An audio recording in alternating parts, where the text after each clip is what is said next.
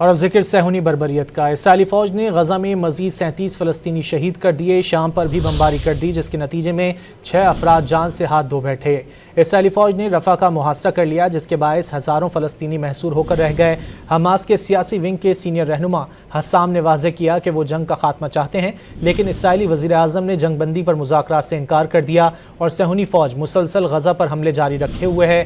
ادھر اسرائیلی وزیر دفاع نے یرغمالیوں کو رہا نہ کرنے پر غزہ پر قبضے کی دھمکی دے دی۔ اور اب ذکر صہیونی بربریت کا۔ اسرائیلی فوج نے غزہ میں مزید 37 فلسطینی شہید کر دیے۔ شام پر بھی بمباری کر دی، جس کے نتیجے میں 6 افراد جان سے ہاتھ دھو بیٹھے۔ اسرائیلی فوج نے رفح کا محاصرہ کر لیا، جس کے باعث ہزاروں فلسطینی محصور ہو کر رہ گئے۔